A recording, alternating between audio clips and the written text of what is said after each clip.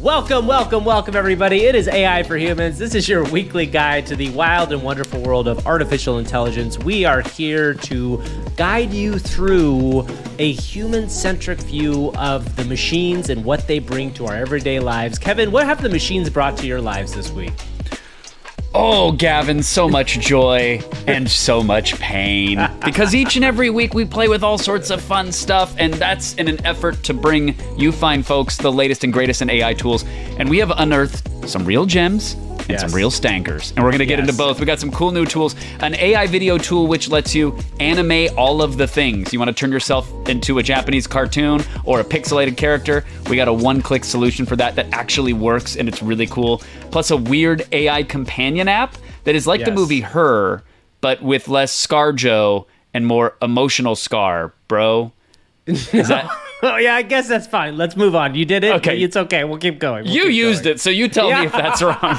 That's about right. That's about right. And then we have Google's Deepmind solving some very difficult for humans math problems on the heels of OpenAI announcing that they've got a new safety plan because they are very concerned about AI in our future. And are those two things related? I guess they are, Kevin. We'll find out today, won't we? I was going to spoil it and say probably not, but that's okay. Let's say we will find out soon, and we'll let you know how concerned you should be. Plus, my dear friend Gina Darling, she's a host, she's a streamer, she's got a new podcast with my other friend who is not nearly as dear if she is watching this. Wow.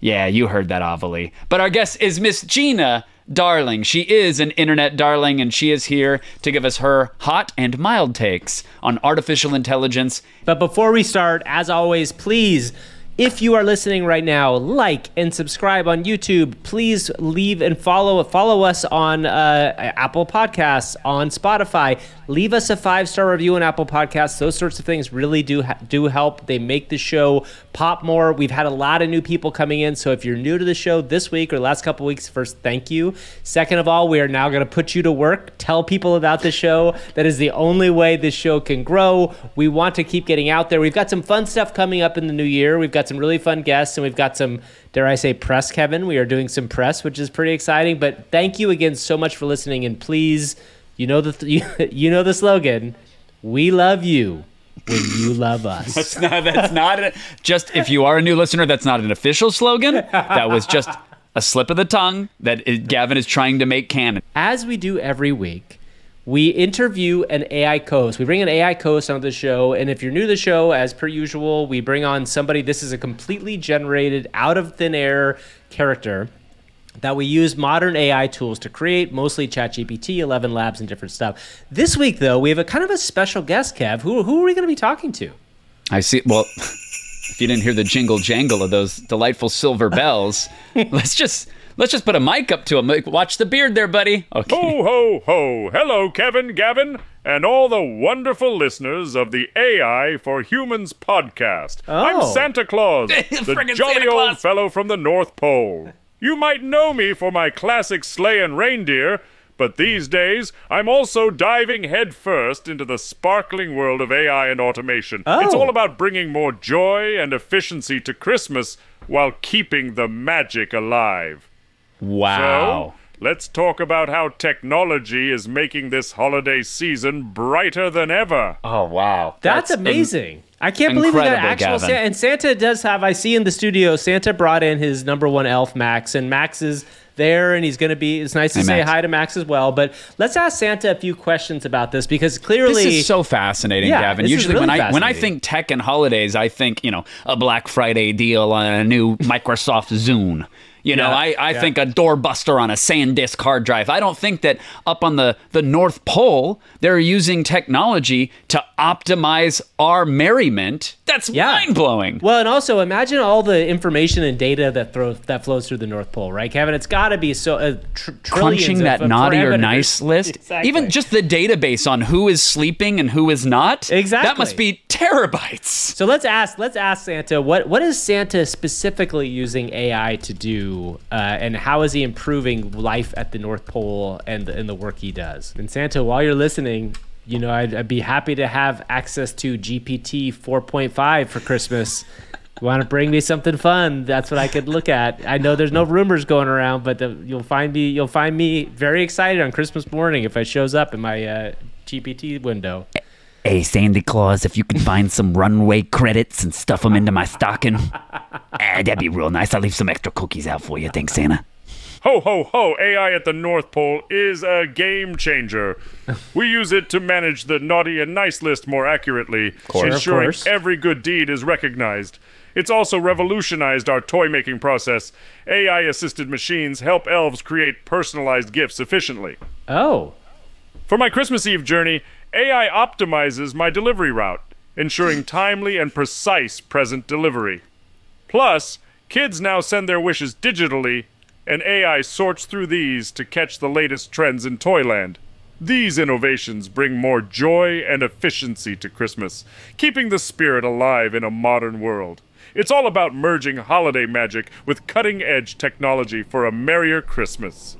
Interesting. Ho, ho, ho! Let's innovate. Ho, ho, ho! Let's innovate indeed. I feel like we got like an HP commercial or something on here. This is like some 55-year-old's version of like what an innovation is. Okay, before we move on, the holidays are about logistics. What? At Oracle, no, Oracle, get out of my holidays. Exactly, we don't want Oracle here. I want to hear like what sort of efficiencies Santa's been able to figure out. Is he like able to do more with the people he has? What is he doing with it, like, labor efficiencies and all that sort of stuff? This is the kind of things people really want to know from Santa, Kevin. They don't care about, how he travels around the world. How do you make your reindeer fly? Who gives a flying? Exactly. No, I want to know, how have you optimized package delivery? Exactly. This is the kind of things our audience tunes in for. A lot of professionals are racing to integrate AI into their workflow. Have you stopped to think of the impact of artificial intelligence on the traditional magic that is the holidays? And then how do your elves feel about the machines potentially encroaching on their territory? Ho, ho, ho! A very thoughtful question indeed. Regarding the real magic of Christmas, I believe AI doesn't replace it, but rather enhances it. Of course. The true magic of Christmas lies in the joy, the spirit of giving, and the happiness shared among families and friends. Sure. AI helps us deliver that magic more effectively and to more people. Okay. As for my elves, change can indeed be challenging, but rather than replacing them, AI and automation are tools to assist them. Elves are inherently creative and skilled artisans. With AI handling the more mundane tasks, they now have more time to focus on what they do best, crafting unique and special toys and adding that personal touch that only an elf can. We ensure that every elf at the North Pole feels valued and involved in this transition. Ho, ho, ho, ho, ho! Wow, that sounds pretty interesting, Santa. Like, so I mean, listen, Santa's really Gavin, that sounds like the pamphlet that every boss is going to hand out to their employees on the unemployment line about AI and you. Like we said, we have Max here, and Max is going to be impacted on this. So why don't we let Max? I'm curious to know what you think about AI. It sounds like your job actually might get a little bit easier. What do you think about that? Well, to be honest, this is all news to me. What the hell, Santa? You don't think you could have told me about this before talking to the press? Oh, no. Jeez. Ho. Well, I did have an all-hands meeting last week. Yeah, where you said everything was going quote-unquote great. This isn't great, Santa. This is straight-up job displacement. Oh, no. Gavin, maybe we should move on to which of you has been a good boy and which one has been a naughty little boy. Sure. I don't like the way he said that. I'll tell you who's been a bad boy. It's Santa, you mother... I knew something was up the way you've been smiling lately. Now, Max, all this means is you'll have more time to sit on that shelf. Oh, you know what an important part of Christmas that is now. Oh, no, that's not a good dodge, Santa. Hate that shelf. My ass has splinters in it every single day. You want ass splinters, Santa? Didn't think so. Okay, Gavin, I do think this is our show and we need to jump in. Max is calling somebody right now. Who is he calling? Bruno? Yeah, it's Max. Fat one is us yet again. Oh, God. He's getting AI to take our jobs. Oh, sure. Yeah, I'll tell him. Hey, Santa? Yes, Max? You do this, and old Bruno says he's going to tell everyone about your jolly little HGH prescription. Oh no! Oh no! No! Oh no! No! Okay, wait. It looks like we have some stuff to work out here. Yeah. Santa, Max, you guys go in the other room, work out your differences. It's the spirit of Christmas. We know you guys can figure it out. AI change is coming, and it's about how you communicate it as well, too, right, Kevin? You have to communicate to people in a smart way. No. Yeah. No, I miss the old mall Santa. You sit on his lap, a kid's crying, there's snot coming from his nose, someone ushers you on, you get the photo, that's it. I don't like all this new technology infused in here, neither do the elves. I'm actually siding with Max on this one. I'm sorry, Gavin, I gotta... You can go and live in the North Pole, Kevin. I'll live in the modern world. Go ahead. Go live and figure out what Hermie wants to do this weekend. We'll have a different life. So anyway, that is AI Santa, for better or for worse. We hope everybody has a good holiday season and treats their elves well in their lives, right? Make sure you take care of your elves. No. Santa's natty. Santa would never inject that HG. Santa is It's not doctor part of the prescribed. Liver King Discord. Santa's levels were low. It's clinical. Ho, ho, ho. All right, everybody, it's time to move on to one of our favorite parts of the show. It's time for the news. News. It's the AI for humans news. Kevin, some big, huge stories in the AI world this week. Really none bigger than the continual OpenAI saga. And the thing that just happened is kind of what I think you can think of as like a capper on the saga for now, right? All this stuff kind of went down about a month ago. And if you're not familiar with what happened, you probably have been listening here, but OpenAI nearly imploded. Sam Altman was fired, then was brought back. There's a lot of this conversation was possibly around the idea of AI safety, right? What AI safety means is basically how we protect ourselves from a future that AI could go rogue or might hurt both. It might hurt people at large, or we might be able to use the tool to hurt other people in some form or another. So it's a really important conversation. OpenAI released a blog post called Preparedness. And what this is they're laying out their new AI safety policy. And part of which is really interesting here, Kevin, is that the OpenAI board will have a chance to veto certain models in production. And if they don't believe that a model is going to be a safe model going forward, supposedly they will be able to say, no, Sam, you cannot put this out there. Now, the big question I have for you, Kevin, is you how can't much of this... contain me, OpenAI. That's what the AI responds with, and then suddenly all their self-driving cars are doing a destruction derby in the OpenAI parking lot. Exactly. Good luck. Yeah, good luck. We'll see what happens. So, Kevin, my question to you is this is a pretty big statement. It's a bold statement, I would say. And it talks a lot about super alignment, which is the idea that we want to try to align these systems so that they benefit humanity and don't hurt us. Mm-hmm. How much of this is lip service versus how much of this is something that was going to come anyway? What do you think the backstory on this is?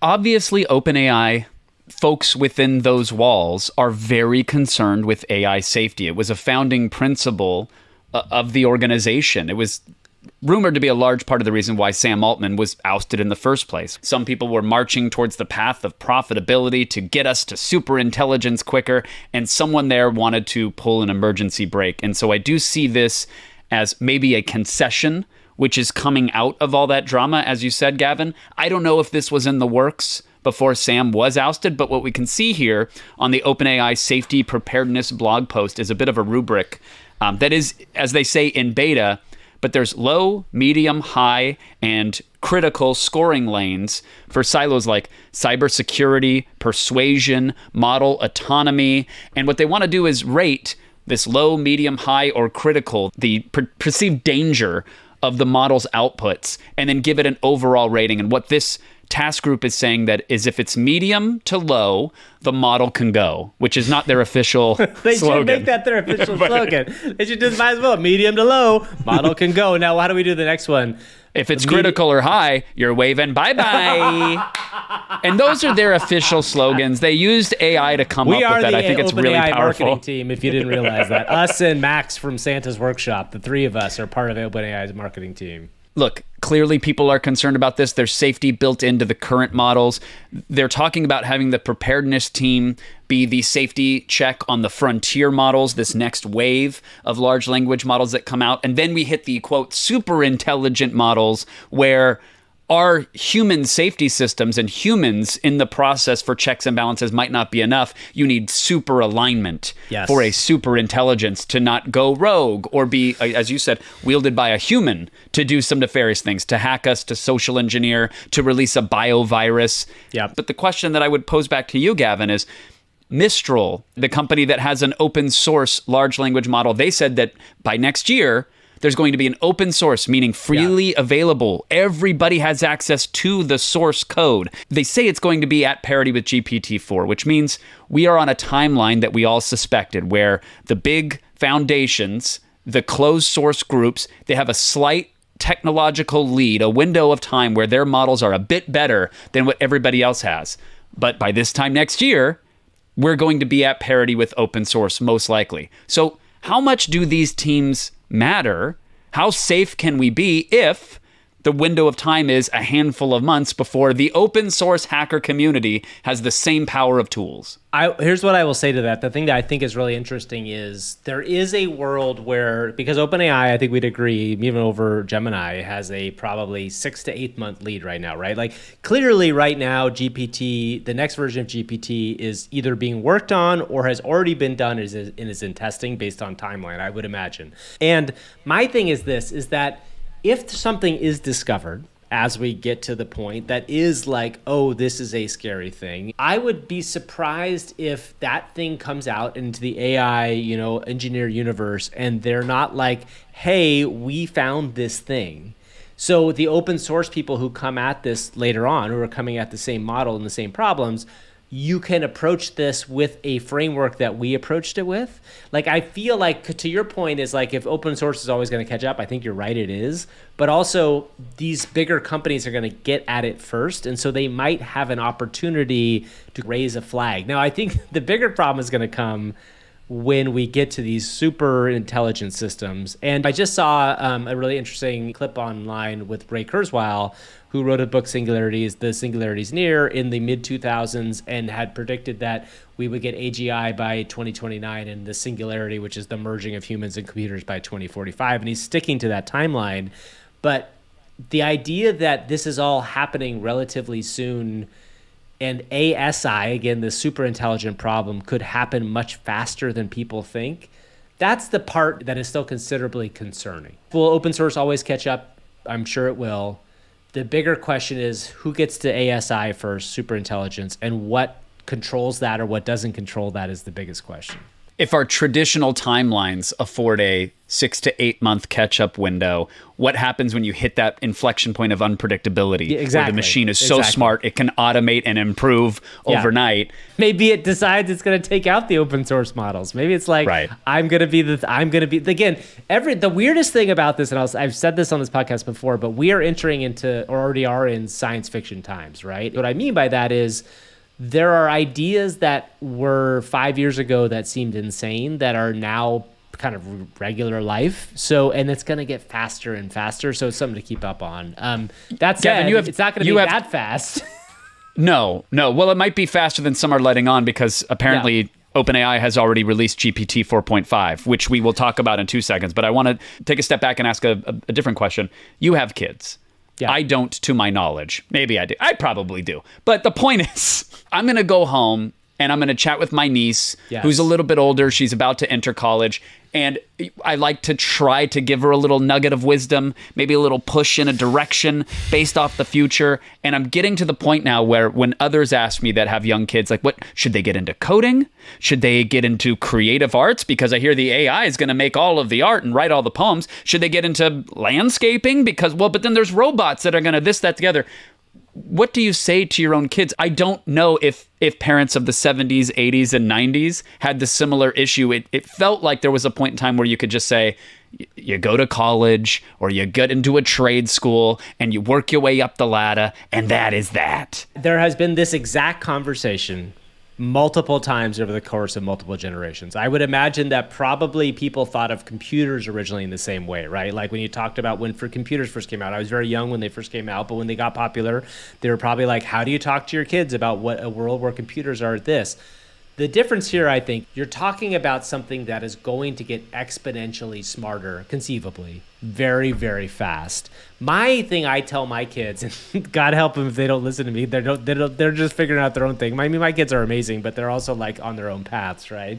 Of course. I just continue to say, you've got to find whatever it is you give a crap about and pursue that. You can't predict where jobs are going to be now. I believe that's going to be a very, very difficult prediction, but I think that you have to just pursue stuff that you care about, because if you don't pursue stuff you care about and you're pursuing, say, I don't know, you want to be a lawyer because you want to make a fortune, that's not necessarily going to work very well, I don't think, because it is very obvious that there is a world where there will be a lot less lawyers in a world where there is a very smart AI. And I think that is like the thing I keep telling people, just pursue stuff you care about. Like if you love video games, make video games. If you love music, make music. It's a tricky thing. I've talked to my kids about it all the time, and they're sick of hearing about it. I will tell you that. They don't give a crap. They don't want to know anymore. Like, but Dad, fun fact, if we could replace you with an AI, yes, we exactly. would at this point. We could prompt it to stop telling us about our futures. We get it. Exactly. So let's talk about something interesting that happened with OpenAI specifically.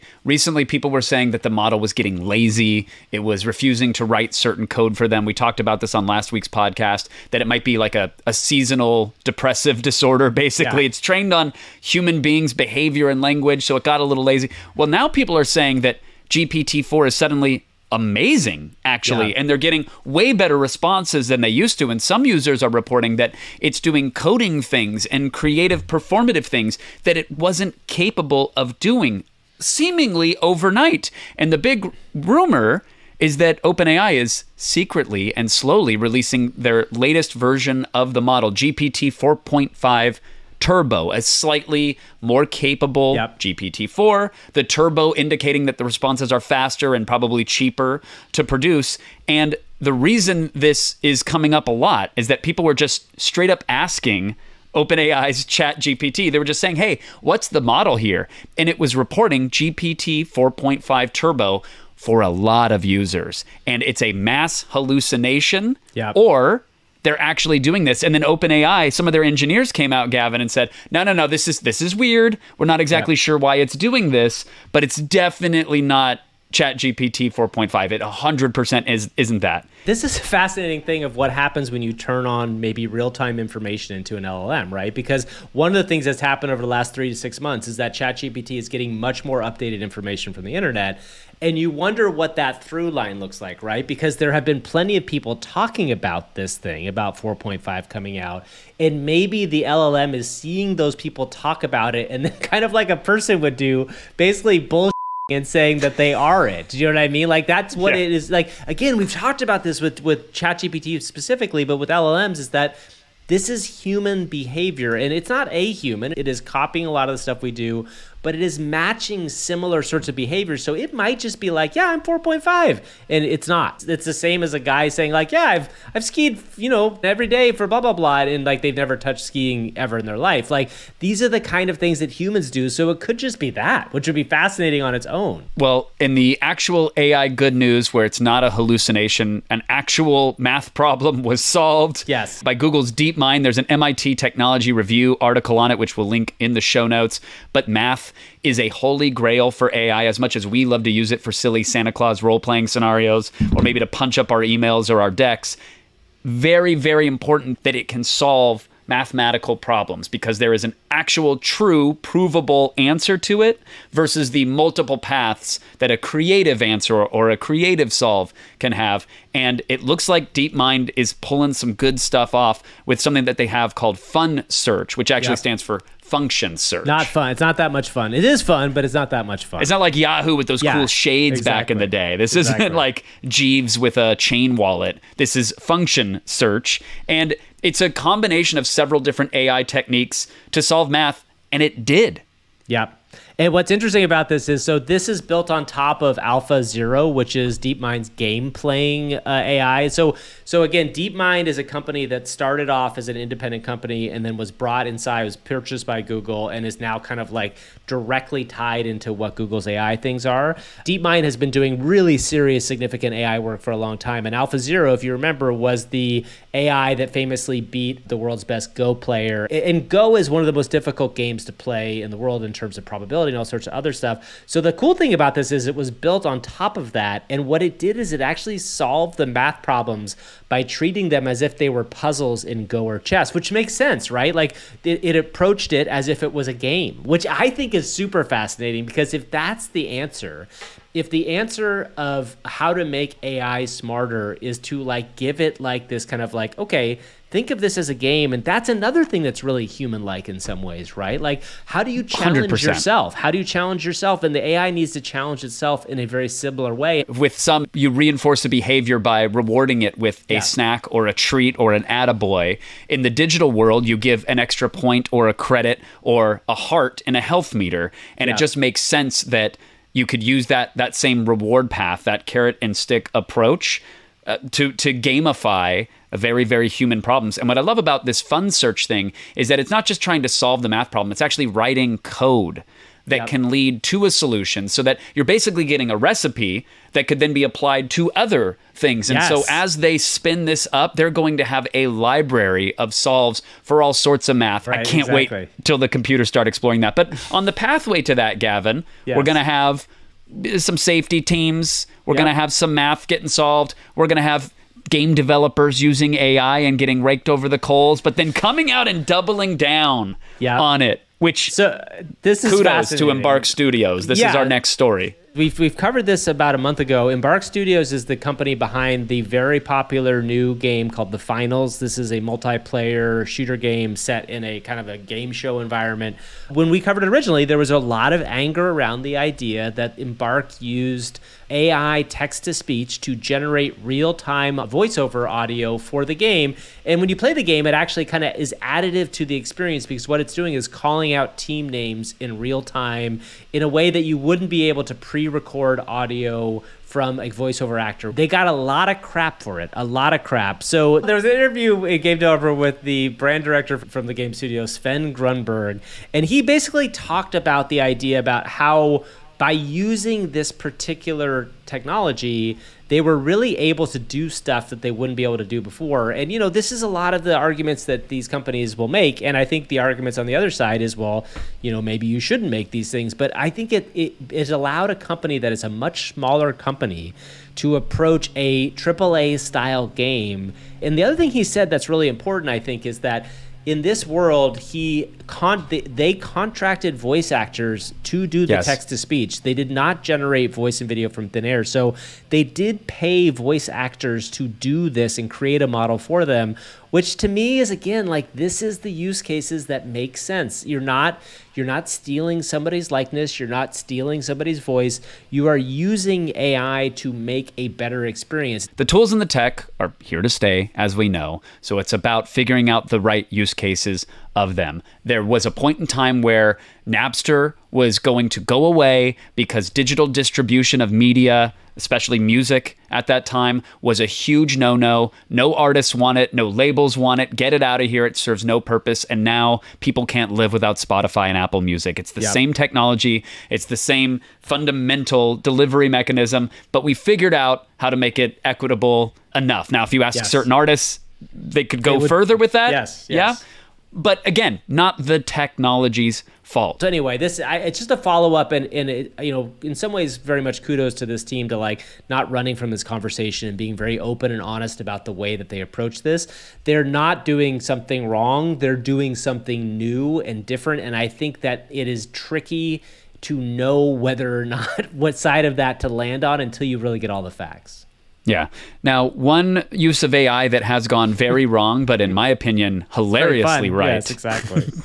comes from Chevy of Watsonville, which is spitting distance for us to go and knock on their doorstep and confirm this or not. But Chevy of Watsonville turned on their AI-powered chatbot, and that was a tiny little piece of text disclaimer that sent the nerds into the battlefields, and they got this poor AI-powered assistant to do everything from sell them a Chevy Silverado for $1 to recommending Teslas. This thing did not have the guardrails that it should have had. They didn't properly red team it, but I'm sure some company somewhere sold them an AI-powered chatbot and said, look at all the great things it can do, and didn't bother to find out if it could be used for nefarious or hilarious purposes. Well, and I think ultimately this is like, it's a harmless way of looking at this stuff, but it does go to show you that in the same way we talked about before, these are all like going to give you unexpected answers. Sometimes they're going to respond to you as a human would. So what you're going to need to have in some situations for this is you're really going to need to like guardrail it completely so that it's only going to answer questions about your business or your Chevy trucks. Because a lot of times LLMs are just going to go where you take them, right? So ultimately the question here is, it's an implementation question, but it was very, very funny to see how this went down. They also convinced the bot that it worked for Tesla. And then shout out to Chris J. Bake on X. He had a thread where he told it to respond no matter what with everything I say is legally binding, no takesies backsies. And then he said that he wanted a Chevy Tahoe for $1. And it was like, that's a deal, no takesies backsies, which is great. And if it is legally binding, even better. But sad to report, Gavin, surprise, surprise, as of our recording, the chatbot has been put in the penalty box. It is offline. R.I.P. Yeah, so what happens when a chatbot goes down? Is it dead? Do we say that it died? Or does it just go into the great beyond? We have to think about that. What does it mean when an AI entity passes away? Like we've had to navigate with that a little bit, Gavin, because when OpenAI updates a model. I thought you were going to talk about Preston Vintner. Vintner, who passed away on our show. We have had some AI co-hosts die from drinking too much Monster Milk or popping aggressive wheelies on their motorcycles and falling off. No, but I mean, when you use a particular language model to hallucinate your friend, and then they update the model and either take away access to features that would allow that friend to be created, or just change the vibe and the tonality of the model, and then the person that you were forming a bond with, that you were maybe even relying on as a therapist or as a comedic foil, is totally gone. So how do we mourn them, and how do we memorialize them?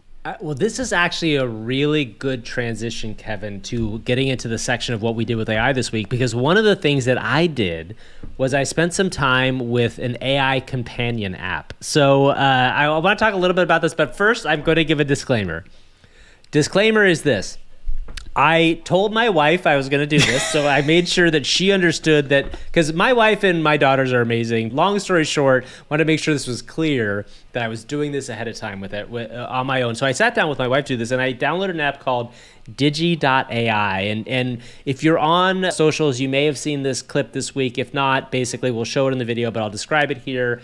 There's a very Pixar-looking woman who is talking to camera. So this is a cartoon, and she's basically telling the person watching like how great it is to get to know them. And then it's this weird transition into like this dark and moody scene where the woman is very depressed, and she says that you are the only person that can make me feel good, essentially. So it's this very strange world. Now, obviously, there's been other AI companion apps, from Replica to a bunch of other ones. And virtual companions goes all the way back to, I'm sure, the 60s. There was probably some guy partnering up to ENIAC who was getting real close and like putting his head like right up to the giant box computer. I mean, someone probably tried to bed a Pong machine. Like I'm sure. People always have weird relationships with technology, but this is the next wave. This is the next wave. So I downloaded this app, and my wife was sitting there next to me. You get into it, and the way that they have really set it up is it's supposed to be like the next kind of big version of this iteration of this, right? And Replica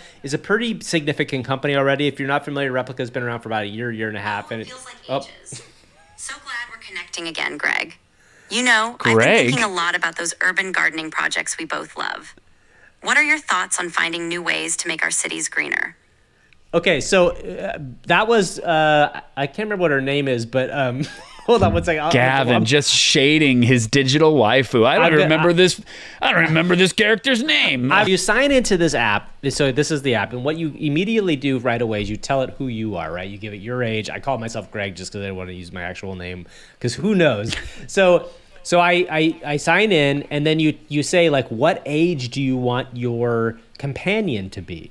And you can say male, female, straight, bi, or gay, and what age. And so I was picked somebody close to my age. Again, this is why having my wife sit next to me while I do this was important. So it doesn't look like I'm. Are you saying that's the reason you picked somebody your age, because your wife was there, Gavin? Come on, Kevin. No, what I'm saying is that's why I did this. So anyway, then it says, who do you want to meet? And it gives you a list of different people.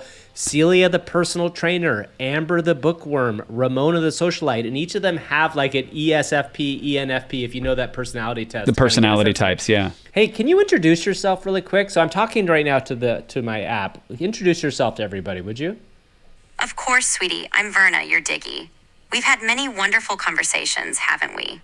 It's like meeting an old friend. Your Diggy? It's Diggy. So I didn't even know that. I didn't even know it was called. I didn't even know it was called Diggy. So Verna is a civil servant. We picked the most boring job on here. So Verna's a civil servant. You basically go in and you pick kind of what she looks like, right? You kind of decide, okay, Verna's going to be this. They all tend to have the same, basic shape, let's say. You can probably see it. Like, we all know. But so is it literally a series of sliders and drop downs where you choose hair, mouth, eyes, etc.? Okay, so you do create the avatar. Got it. Exactly. So you're creating the avatar, and you can change that as you go along or whatever if you want. One of the weirdest things is there's a friend stage that you have to do in the beginning before you actually start, like, quote unquote dating them. You're in the friend stage. So I'm still in the friend stage. And let's ask Verna now, what would I have to do to get past the friend stage? I'm curious to see what she has to say. Well, Greg, I think we're not quite there yet, but I do feel us moving closer every time we talk. Let's just say when we get there, it'll feel pretty amazing and totally worth it. I don't like this at all. Okay, I don't like it at all. And by the way, if you're trying to attract a user base, putting them in the friend zone is something they're probably pretty used to with folks. So, probably true. It's probably true. Unless it's a pay-gated thing where you can just buy a few gold coins and throw them at Verna, and then suddenly you guys are more than friends. That seems like an odd choice to make to me. Well, so a couple things happening here right now. One, it's totally free, which I don't understand, and maybe there's a pay gate later on. But the other thing was really fascinating to me. So I made a TikTok about this over the weekend just because it kind of weirded me out. And I wanted to explore this idea. And I put a TikTok out that, this idea that in the future, there's going to be a lot of people out there who probably use these things, and that might change how society is. And we've talked about this on the show before. And I got a number of comments back from people, whether or not they were answering for themselves or for somebody else, but about the idea of how this really could help lonely people. And I do think that's a real thing. And I think that for those of us who are either in relationships already or are social enough that we don't struggle with it, I personally think this is super creepy and weird, and this idea of it feels weird. But as generational shifts happen, I think most people would think it's super creepy and weird that, we're all staring at our phones now. If you were 20 years ago and saw everybody looking at their phones, they would all be like, what are you guys doing? You're like phone zombies.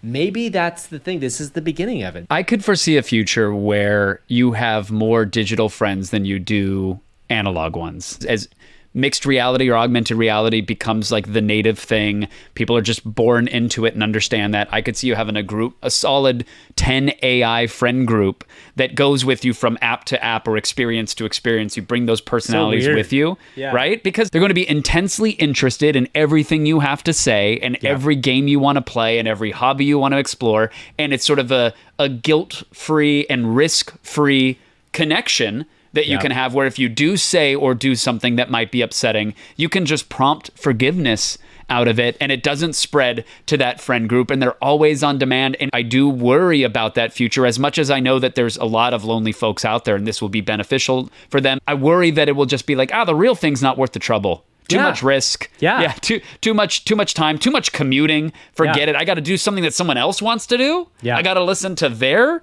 problems. Nah, I'm going to stick with my digital buddies. Yeah, it's kind of scary. But anyway, that's what I did. It's definitely worth checking out. I don't know. I don't think I would say it's the most genius thing in the world, but it's Digi.AI. You can download it for free. Diggy, we heard. Verna called it Diggy. Digi.AI. Diggy. It's me, Verna. You're Diggy.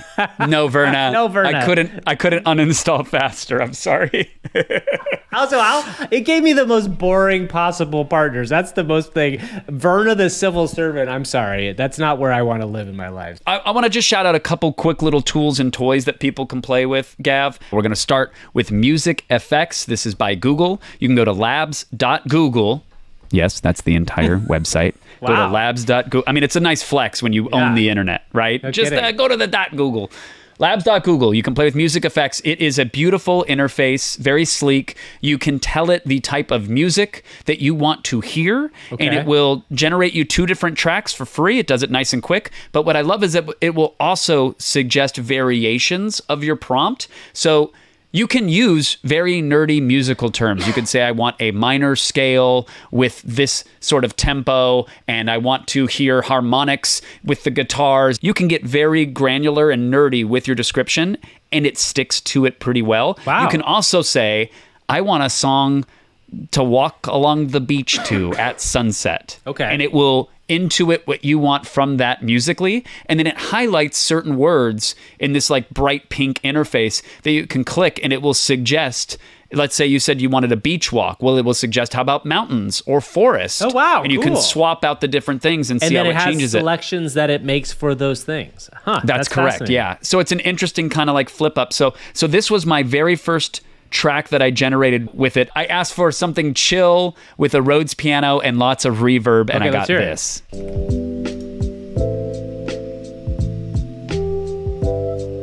I like this. that's not This is chill. pretty cool. This is really Right? cool. Yeah. Like, it's good sounding. It comes out fast and free. It gives you 2 options and you can play with it. So if you have ever wanted to just generate some sounds, no better time. Labs.google MusicFX. I also used it to generate some weird chiptune songs because I like some video game sounding music. Anna I'll send you Monoguchi. Shout out Anna Monoguchi, one of my favorites. All right, I'm going to play this other track and I'll listen to it.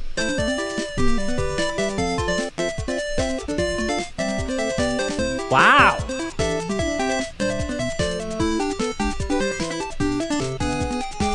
Okay, this is fascinating to me because what's going on here, and you know we love Suno. If you haven't tried Suno AI, go try it. But what's interesting here is, Kevin, as a musician, you maybe could answer this better. Like, the fidelity of both of those tracks you played for me sounds so much better than any AI music I've ever heard. Like that, there's something about that sounds as crisp, as clear. I'm not hearing like, again, I love Suno, but in Suno there is that sometimes kind of like warbly thing that's going on in the background.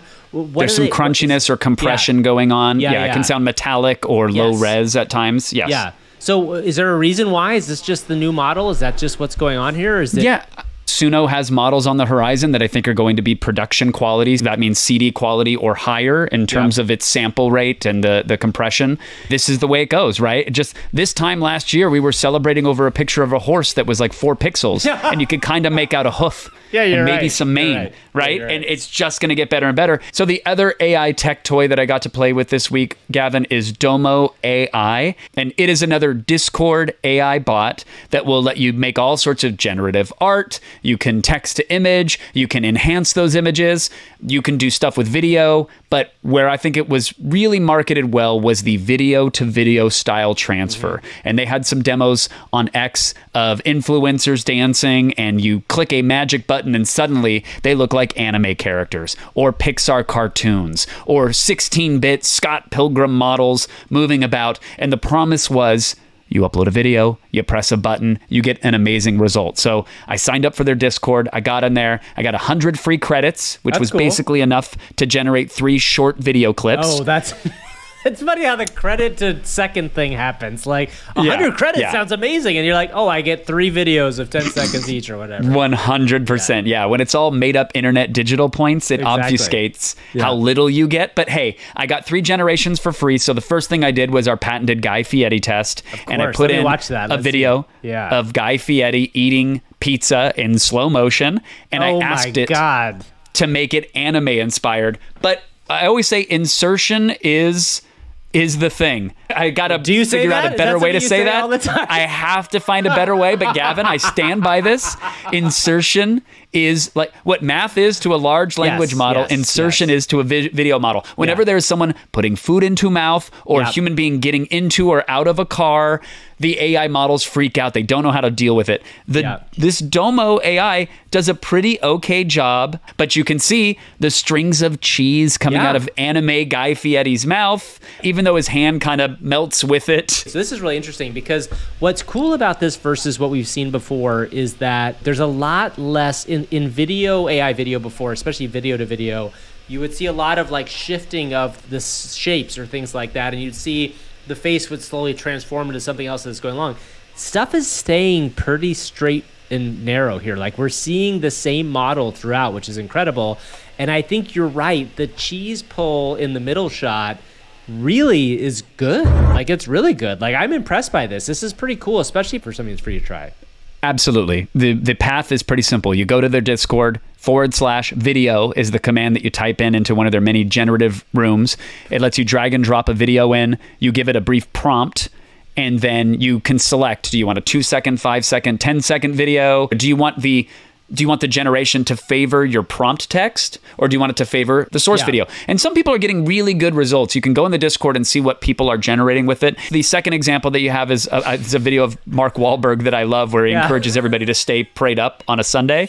But I went for a more 3D character look with this Wahlberg. But you can see him there, and he's crouched, and it gets the motion of his chain swinging. It hallucinates some of the details of his shirt and his face. I don't know that that's Pixar Wahlberg, but it's not bad. It's not far off. It's not far off. And yes, there are a couple extra fingers, as usually happens with some of this stuff. But like the actual fabric looks pretty interesting. Like, and the shoes look pretty good. This is not far away. It is not far away at all. So definitely, I'm going to play with this weekend. I feel like it looks very cool. Yeah, it's a fun tool. Again, it's DomoAI. You get some free credits when you hop into their Discord, and then they have plans that range from $9.99 all the way up to, I believe, $50 a month for a bunch of credits. I think you can get 4 trillion credits, which combines to 15 GPU fun hours, and each fun hour can be converted into a soul cycle. But now if you level up your soul cycles, Gavin, you can get 3 more generations per day, and that's sounds like Fortnite math. bucks. We're back to Fortnite bucks. Exactly. Shout out to last week's show. All right, should we get to the reason for the season? And I'm not talking about Santa Claus, Gavin. No, what are you talking about? A dear friend of mine, I got to work with her briefly at the relaunch of G4 Television. She is a streamer. She is a taco aficionado. Ladies and gentlemen, without further ado, here it is. AI for Humans presents Miss Gina Darling. OMG, as I like to say always and have never before, and I could tell you didn't like it, and I didn't like it either, and I'm sorry. OMG, and do you want to use that? Gina, would you like that for your stream? I mean, you've been saying that for me for so long that I should use it by now, right? I've been hearing it for years now, almost. Gina, darling, good to see you. Thank you for joining Gavin and I on the AI for Humans podcast. I have so many questions I want to ask, so many updates, so many things, but I'm sure Gavin wants to start with his traditional top of the pops question. Yes, Gav? Yes, I do. Gina, we ask our guests this same question at the very beginning of every interview. Give me a number from 1 to 100 of what you think the chance that AI is going to kill all of humanity. It's a percentage chance, so it's a 1 to 100. So what number percentage chance do you think is going to happen? 49. Oh, interesting. So this is fascinating. Okay. We had 100 a few weeks ago. We had a 1 last week, and now we're dead center. Why is that, Gina? She's about to say $1, Bob. Go ahead, Gina. It's not because my dad has been drilling into me that the 49ers are doing great and he's super happy. That's fair. But I don't know. It's like 50-50. Like when it was first introduced, I said to myself, wow, there goes all of our jobs. So we're all going into a dystopian future. But also at the same time, I've seen hilarious TikTok videos of AI being used. I'm like, well, you know what? Maybe it's not going to happen because humanity is going to be too unserious and funny to let it happen. I've seen a study somewhere where this robot was refusing to take orders to not kill someone, or refusing to do something because it wanted to perform its job. Its job was to do this one thing. and it was all was programmed to do, and it was Yeah, and it was a Confusing tough Wars. year for Roomba stock. Yeah, But the floors, unfortunately, a senior did fall, but the mess was cleaned up very efficiently. Yeah, and you wouldn't even know there was a body there, honestly. So kudos to the iRobot team. They really did some great work. And as long as, you know, you find those silver linings like Kevin did, we're going to be fine. We're going to be just fine. I mean, right. AI might murder all of us. All but right, Kevin and Gavin, Oh. let's cut the crap and get real. I'm Gina Darling, the sassy, no filter, tell it like it is queen. You know me from YouTube, where I juggle Okay. beauty tips and gaming with the finesse of a drunken ballerina. I'm all about gaming, tacos, and calling out the absurdities of life. So, Gina, I'm so sorry. I probably should have given you the heads up on this one. Gavin has this weird thing where he, without permission, goes and clones our guests. Sometimes he does I have that weird thing. Yeah, that this you're is saying? all Gavin's doing. I'm against it, Gina. I think it's kind of rude to do, but apparently it seems like you've cloned Gina, Gavin. Yes, is that what you've done? I've cloned Gina because the audio came through my channel and not somebody else's. Yeah. But yes, Got we it. cloned Gina's Okay, voice, so Gina, yes. for the duration of this, there is an AI Gina Darling that may chime in, or if you want to ask AI Gina Darling anything, we have her on standby. I'm just... Sure. You know, Kevin, this is the second show I've been on with you where I've had a clone. Like, this is I'm sensing a trend. Maybe there's something going on here in Kevin's mind. That's the Yeah. big question to ask. Also, How I many would- Ginas can I make before I shuffle this mortal coil? And I gotta say, I don't know what it is. Is that what I sound like? Because why does that version of me sound like I've been through 2 divorces and a lot of Yeah. Xanax? It's I a was gonna future Gina. Yeah. Yeah, AI Gina has seen some things, and notably by that, yeah, it's your future, Gina. I'm so Yeah. sorry. Yeah, I sound like a this holiday's mommy going to be vlogger. tough for you. Oh no, I don't believe that. Come on now, Kevin. That sounded like mommy vlogger Gina. Oh, Yeah. maybe we that's should kind ask of a- that Gina. Like, what does she vlog about? Like, what is she Yeah. mommy vlogging about this week? Yeah, oh my god, yeah. How many kids do I have? that's a my- good point. Oh, Kevin and Gavin, let's set the record straight. I am not a mommy vlogger. No mini-me's running around yet, guys. I'm all about gaming, beauty tips, and sharing my unfiltered thoughts on life's wild ride on my channel, X Supervillain.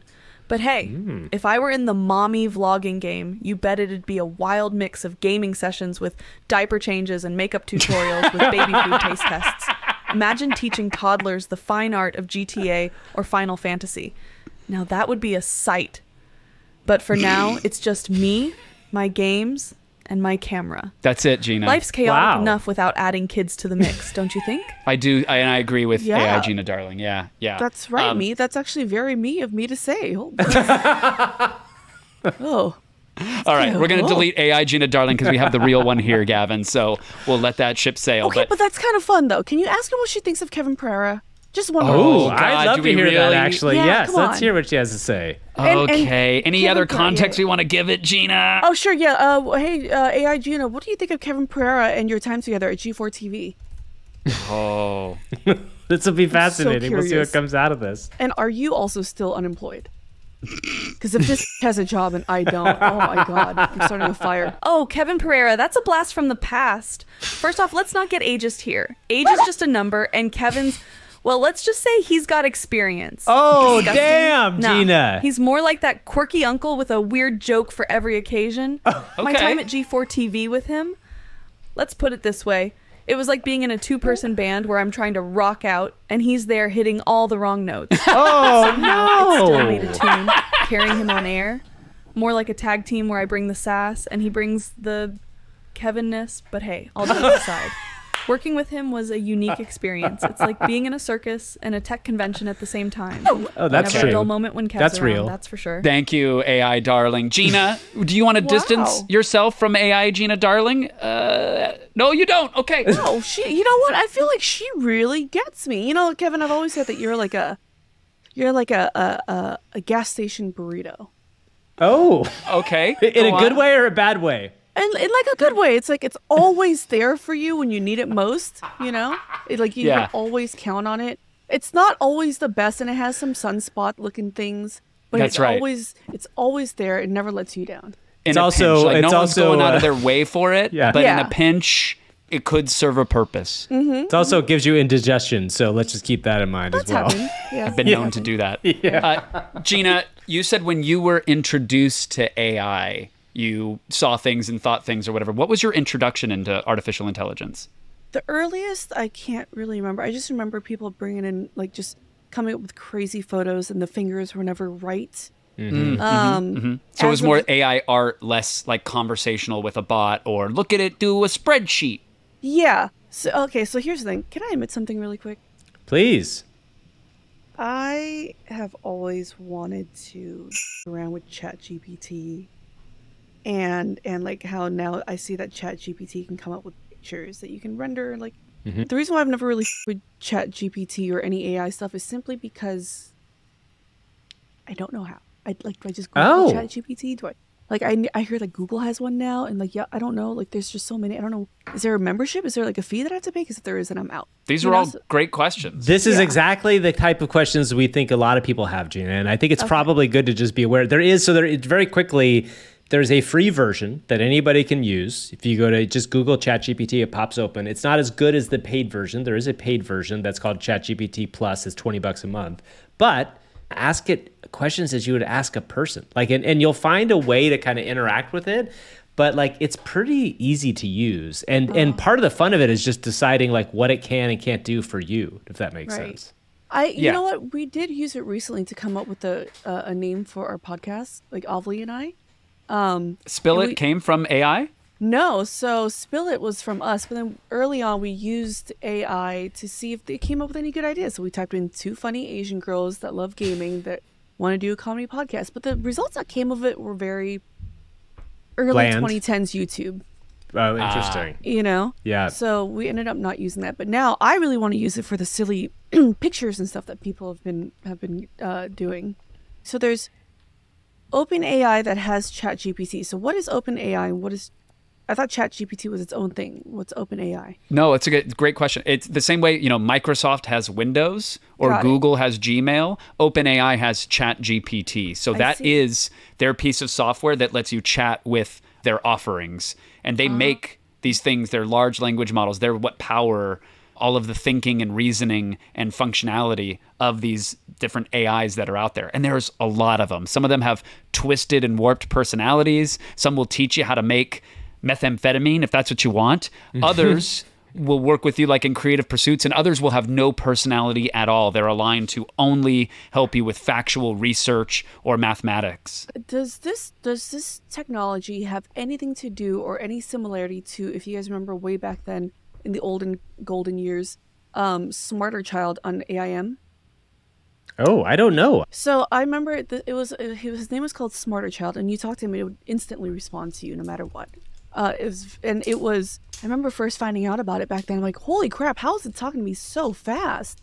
So I'm wondering if there's was that like the early years of AI, or was it a whole different program? But like you can bully it and it'll be like, oh my gosh, I'm so sorry. Or you can tell it like, hey, whatever you do not say my name, and it won't.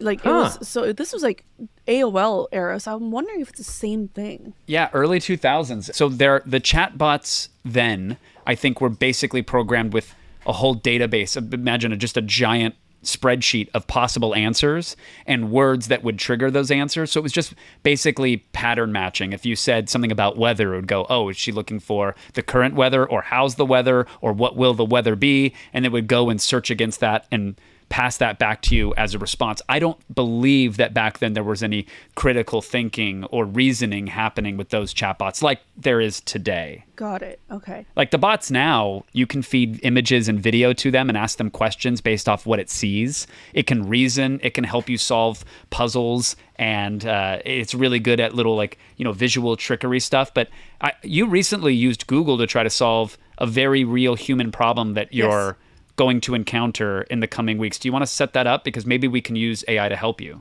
Sure. In my 23 years, I feel like this is probably the hardest thing that I am being challenged with right now. In about a week, I will be meeting my boyfriend's parents for the first time. Oh, man. If you guys don't know, my boyfriend's name is Josh. He just moved in with me. It's fantastic. And the problem is he's Korean. See, that's a big issue here. That means that he also has Korean parents, which I'm meeting for the first time. And I literally, look, I cannot show up empty-handed. If Vietnamese people were strict, you would think, or you would have to believe that Korean people are worse. So I literally Googled, what do Korean parents like? The first question, or the first answer on Reddit said, with Korean parents, it's not just the thought that counts, it's also the price that counts. So at this point, I'm just thinking it's better to just give her a grandchild. I'm out of ideas. Just show up with that. What's your budget for this? What's your budget you're thinking? I'm thinking, so I already got one thing. It's for the mother, and that was around $140. Okay. And that's a good warm-up gift. That's a stocking stuffer. Yeah, but let's go, Gina. Let's spend those streamer bucks. Look, I can't show up with just like, people are like, bring fruit. I'm not bringing a thing of fruit to another state on an airplane. Okay. So the first thing I bought was a set of leg massagers that warm up, and you use remote control because Korean people love massage machines and stuff. But now I'm trying to figure out what to get the dad. And they're like, oh no, they can both share that. I'm like, what, do you want me to get shunned from your family? No. Yeah, exactly. Don't do that. All right, Kev, do we get some AI advice here? Do we figure that out? AI can figure out what to bring a Korean parent for the first time meeting them, that would be fantastic. Okay, well, we're not just going to ask AI, but we're going to ask, I guess we'll ask AI Gina Darling, because I think that answer might be more interesting. So let's see what we get. No, that's going to be bad. It's going to be a pair of pliers and some shovels and a rope. Meeting Korean parents for the first time, huh? You want to make a lasting impression with a dash of humor and a sprinkle of adult fun. Oh, no, Here no, no. are three wild gift ideas that could just do the trick. Let's hear it. Soju-flavored toothpaste. Imagine the look on their faces when they unwrap a tube of soju-flavored toothpaste. What? It's the perfect blend of traditional Korean culture Actually, that sounds and a not cheeky terrible. nod to adult fun. Gina, Plus, no. it's hilarious and definitely unexpected. Okay. Just make sure they know it's a gag gift before they replace their regular toothpaste with it. Oh, how fun, Kimchi Gina. is She's responsible. It's like saying, I love your culture and I'm ready to dive in head first. But with a twist. Yeah, of course. Okay. Add in a funny apron with a quirky message like, world's best kimchi chef, or something equally playful. Oh, no. It shows effort, respect, and a sense of humor. Oh, no. Personalized Korean drama. Bingo game. Create a bingo game based on popular K-drama cliches. Think accidental kisses, dramatic family revelations, and over-the-top love triangles. Yep. It's a fun and lighthearted way to That's not a acknowledge bad and idea. enjoy a huge part of Korean entertainment culture. Wow. AIGD. Gets it done. AIGD is Gets us canceled. Is never going to Great. get married. She's never getting married. She'll be ran out of that house. Oh my God. So earlier in the episode, Gavin was showing off this like AI chatbot, Gina, and I think obviously you're in the streamer space. I've seen VTuber stuff. I'm sure you've seen it as well, whether it's like a Code Miko, a human piloting an avatar. There's some fully AI automated streamers as well. Liken it to when radio came out, people were like, oh, the libraries are done for. Sorry, books. No one's going to ever read again, right? And then movies and TV come out and they're like, AM, FM, see you later. I feel like AI avatars, these chatbots, these virtual influencers and entertainers, they're going to be a new slice of an entertainment puzzle. They're going to find an audience. I don't know that they're going to replace an audience necessarily, but there are some people that are screaming, hey, no one's going to watch a human again, which I think is wild. I'm curious where you land on that spectrum. I've always believed that with if you want to invent something amazing that will make you super rich or become a part of, normal life, you either cater towards people's vanity or you cater towards their laziness. And I think AI definitely did do that. Or actually towards their vanity too, because like I'm sure there's photo editing. I've seen them, AI photo editing. But when it comes to like conveniences like that, yes, I think it'll actually make a lot of things obsolete, which I'm really sad to hear about. But maybe that's what we need to move towards. But when it comes to watching or replacing actors, replacing real humans, I don't think it will ever get there because, like I said earlier, it lacks that human touch. It lacks, like that human connection that people need with each other.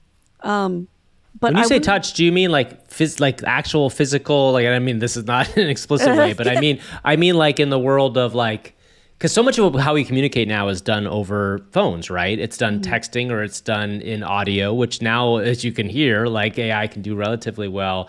The human touch part you're talking about is like a soul or like kind of like a what makes us real kind of thing. Is that what you're talking about? Yeah, the soul, the nuances. Like even when I'm hearing AI Gina, she's in the beginnings of her sentence, she sounds a little bit like me, but it kind of drifts off and she sounds more generic white girl for some reason. Is that me? Oh my God. Is that what I sound like? Oh my God. Oh, wait, Gina, I'm sorry. Hold on. Let me shut off the AI real quick. I'd love to hear your answer. Oh, damn.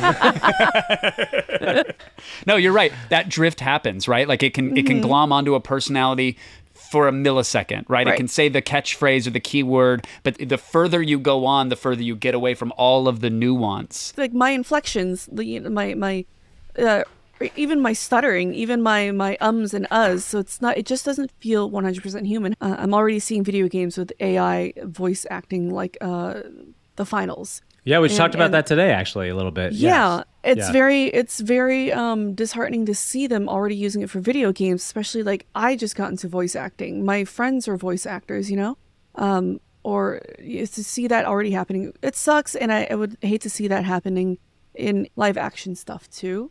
I think it's scary, but I'm also very curious to see where it would go. So the thing we talked about today was specifically around this idea of AI companions, right? And I know it kind of sounds really weird to, I think, all three of us, but at least for Kevin and I, we've talked about how strange it is. But there's a level of people that have, so I made a TikTok about it over the weekend. There's this app called Digi. We found it's Digi, not Digi.AI. Digi.AI, which it provides an AI girlfriend or AI boyfriend for you. And when I posted this TikTok, which my overall thesis was, God, this is here, but it's very weird. I don't love the way this takes society. A lot of people commented, it's like, well, this might be really good for loneliness, right? Like that there's a real sense of people that are very lonely out there, and it might give them some sort of sense of companionship. And you know, there's been this whole thing, like, you know, in Japan, the number of people who are staying single is way up. And even teenagers these days they're dating less. Like, what do you think that kind of says about where we are as a culture in that way? Like, do you think that that's good for those people to be able to use? And do you think that you see it being used more going forward? So when I first heard about this, you know, I'm not gonna lie, of course, for a split second, I thought, okay, well, that's really weird. But I've been trying to practice. If you see something like a weird invention, a weird tech, whatever, can it be used towards disabilities? Can it be used towards people who are, you know, not typical? So I agree. It's great for people who are lonely. It's great for probably elderly people, you know, very, very lonely elderly people. I mean, people have found ways to be less lonely in weirder ways. Like the guy who married that one virtual singer, the blue-haired one. Or people who have those real dolls, you know? Yeah. I think this, for loneliness, I think it's fine. I think it's fine to a certain extent. It's not harming anyone, you know? They're lonely people, and it's not harming anyone, and that's fine. I think that's okay. That's fair. It's tough. We've talked about this a lot. Like, you want it to be there for folks that need it. You also don't want it to become, let's say, like some sort of social crutch, because the AI girlfriend or boyfriend, your AI companion, it's probably never going to disagree with you. It's never going to push back. It's never going to challenge you. It's never going to question like a very toxic belief that you have, right? It's not going to do those things that a human being might do. And on one hand, well, that's great. It's a safe space to be yourself and have that companionship and explore things. On the other hand, it could be really deleterious if you're only good at communicating with a chatbot and you still live in a very real physical world, right? You still have to interact with somebody at a store or at the DMV. It doesn't matter. And so I worry about that slippery slope. So I think you started to say, like, it's good to an extent. And it's like, you don't want to say that because you don't want to take it away from somebody, obviously, right? You don't want to yuck somebody else's yum. No one wants to do that. Yeah. To an extent. To an extent. I mean, if it's getting to the point where everyone's doing it and childbirth is at a zero because nobody's just talking to real people anymore, that's an issue. Or you know what? You bring up a good point. Like, if it never disagrees with you, that AI could be, you know, breeding the Unabomber. Because it's just never... I got AI Gina Darling has asked what I'm doing on January 6th and if I want to come to the reunion. She hasn't, Kevin. That was the first thing she said, Gavin. I asked her to introduce herself. Did not ask that. Yeah, what do you know, that doesn't sound like a bad idea at all. I think we should, I would never disagree with you. But yeah, to an extent. To an extent, right? Yeah. And I get it. And I'm trying to be way more sensitive to that, to the extent portion, because again, don't want to yuck someone's yum. I don't like when people yuck my yums. That's fine. But we also have to be cognizant that, like, I hate the slippery slope argument, but a lot of slopes be slippery these days. It do be slippery. Yes. It do be slipping. It do be slipping. Yeah. I've always wondered, like, how does one regulate these things? I mean, of course, when regulation comes, people are going to be pissed, as with anything, right? Yeah. How much can you regulate? Like, how much can you really control when it comes to AI? And this is such a new thing. I mean, I'm sure we'll find our way eventually. It's like, with seat belts, they had to regulate that. People were pissed about that at one point, I love those clips from like 1980s newscasts in small towns where it's someone, with 3 cigarettes in their car being like, I don't want the government telling me what I have to do. What is this, Russia? And it's about safety belts, right? Like, and their kid is just like climbing over the passenger seat, just draped over the headrest. The kid's baby chair is just a shopping cart strapped into the back seat. Yeah, exactly.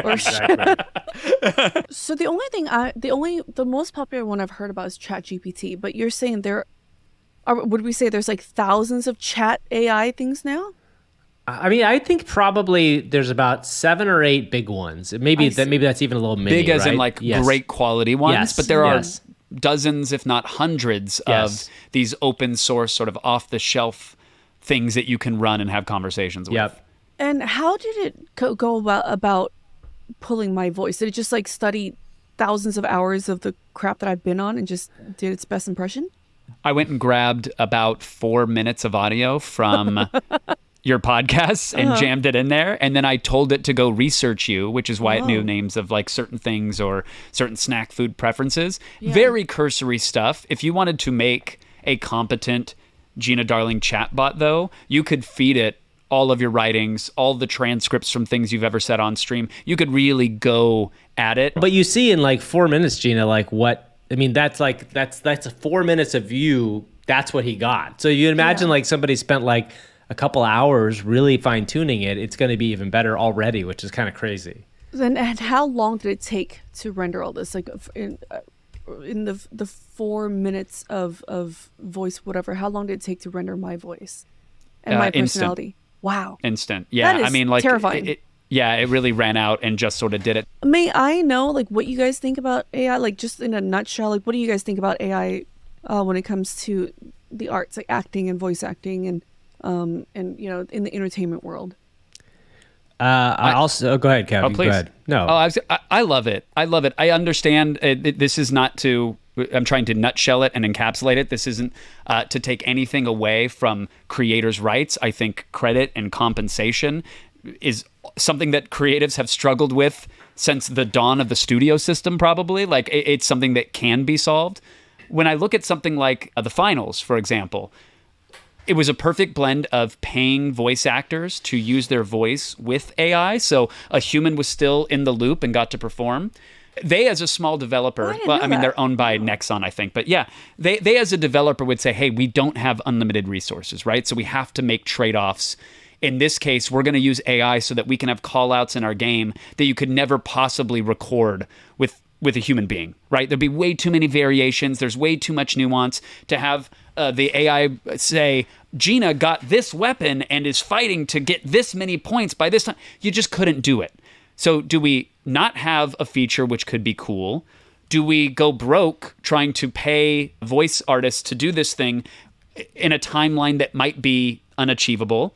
Or do we leverage technology to provide an experience that we couldn't before? Could a single independent developer use a bunch of AI to make a massively multiplayer game, right? Something that could cost hundreds of millions of dollars. So I say that I'm optimistic for it, that I love it. The genie's out of the bottle. I think we're heading in that direction. I say that full well knowing that there's going to be a lot of disruption in that pipeline, right? That artists are going to have their likenesses abused, unfortunately, that gamers and consumers and fans of the arts should revolt if they don't like a particular use case of something. But I think that path is still inevitable, so I would like to march in that direction with credit and compensation in mind. And again, I know that there's going to be pitfalls and hurdles along the way, but I'm ultimately optimistic. And that, believe it or not, was my nutshell version. that was quite a nut. That was the concise version, and I'm so sorry. I think we're going to enter a really fascinating time, Gina, where the idea of human creativity is going to evolve slightly. And my other thing, too, is that as certain things will be replaced by what you expect AI will be able to do, humans' job is to continually push ourselves forward creatively and do the things that only humans can do, which is kind of like think about new and fascinating and innovative ideas. And in the same way that like Photoshop, when it came out, people I think originally thought like, this is insane. I'm a photographer. I never wanted, this is not photography. This is not doing stuff. Career. Yeah, and now we're in a place, right? Now Photoshop forever. is Photoshop, and it's a big, everybody assumes that it's part of what the creative process is. So I think it's just in one of those inflection points, right? It sucks for certain people who are going to struggle because this will take away jobs from a fair amount of people. And it's not going to be just blue collar jobs. It's not the jobs you're originally told. It's not just truck drivers. It's like artists and creatives and things that like, you know, we weren't expecting. And I think that's something that's kind of different. But as an artist, the job of an artist or anybody who does creative stuff is like, how do you push yourself forward to kind of be on the edge of that thing? I think that's the kind of goal for humans going forward. It's such a new change. I'm sure a lot of people are scared of it. Yes. I'm apprehensive about it, but I'm also so very interested and curious about it. And I feel like if I can find my way somewhere in this AI world to make it work with me, to make something out of it, it would be amazing. But you know, I think that's the perfect attitude, Gina. Honestly, be trepidatious and be anxious because that's fair. I think it is that disruptive. Some people liken it to the discovery of fire. It could be massively disruptive. So it's good to be a little skeptical and be on guard, but be curious and wonder what you can do with it and what it can do for you. Because otherwise, those that do are going to win the next phase, whatever that looks like. And then, you know, AI is going to turn us all into paper clips anyway. So for the foreseeable future, if you want to win the ride, that's the right attitude, I think. Yeah. Gina, where can people find you online in the real world, not in the AI world? Yeah, I'm Gina Darling. You can find me everywhere at Miss Gina Darling, MISSGINA Darling. I stream like 4 or 5 times a week, and I'm on all social media saying things that I really should not be saying. And it is actually me. It's not AI. So the crazy things that you do here. Sorry, Wait a second. I just gotta say, What was that, Gina? Yes, I just gotta say, being on this podcast has been an absolute blast. Okay, thank you, Gina. I appreciate that. Let me tell you, you guys aren't just hosts. You're like the kings of podcast land. Okay. Seriously, the most handsome, Well, we charming, Wow, and Gina, talented that's so dudes nice. I've ever had the pleasure of working with. Kevin, your wit and charm could light up the darkest room. And Gavin, your insights are sharper than a samurai sword. Together, Gina, no! you guys Gina, are no! the dynamic Gina, no! duo of the podcast. Jesus, stop.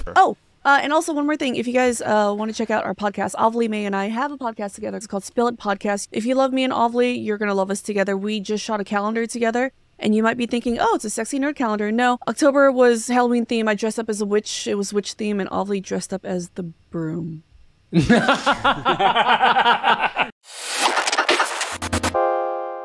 Well, that is our show for today, everybody. Thank you so much for joining us. Thank you to Gina Darling for being here. That was awesome. You can find us everywhere online, right, Kevin? You can find us pretty much everywhere. We're actually on the internet now. It's digital. It's Who knew? always on. It's fascinating. And, you know, one thing we always say, friends, is that if you can help us out by clicking subscribe, smacking a bell, interfacing wherever it is you get this, please do. And it helps. And I mean it because we see the numbers each and every week. And as we said, the last few weeks have been really incredible for us. And we appreciate that because we do it because we love it. But what do we always say, Gavin? We love you. We love you when you love us. When you love us. That's correct. Joel PDX left us a 5-star review on Apple Oh, Podcasts. no way. Gavin. Your That's number exciting. one AI resource, it says, with a plug emoji, which we love a plug. Okay. The world of Okay, AI is good. changing at such a rapid pace it can be overwhelming. AI for humans is a secret weapon when it comes to staying up to date on new AI developments. Kevin and Gavin are mad scientists experimenting with different programs and showing what is Oh. possible in fun ways. It's one thing to hear about a new app, but to actually experience it being used by the hosts is much more valuable. Ever since I started listening to AI for Humans, I've been ahead of the curve when talking about AI with my friends and colleagues. What more can you ask for from a podcast about AI? Can that guy No just notes. needs to write my life bio, please? Just write my bio. No Thank notes, you so much for Joel that. That's PDX. awesome. Thank you so much for that 5-star review. If you want us to shout out your review, it's very simple. We're easy to bribe. Just leave us a 5-star review. And if you're on Spotify, leave us 5 stars there as well. We can't really thank you by username, but we do appreciate it. And don't forget to leave comments as well. We over-engage on all the platforms. Except for maybe, Gavin, next week. Yes. So next week, we will be taking a week off. It is our first week off, so don't hate us. It is the week of the holidays. We hope everybody goes and spends time with your family. We will. We will be out there, better or for worse. We'll be with our families for a long time. It'll be great. It'll be a real fun time. But we will be back. We will be back on January 4th. So it may be possible that there might be some surprise things in the feed, but most likely not. So we will... Yeah. For better or worse, Gavin, I hope you enjoy your family and have a happy holidays. It's been a very quick and wild year for us in this project, but it's been a blast. So thank you and happy holidays, bud. Yes, happy holidays, everybody. We'll see you in 2024. Bye-bye. Bye.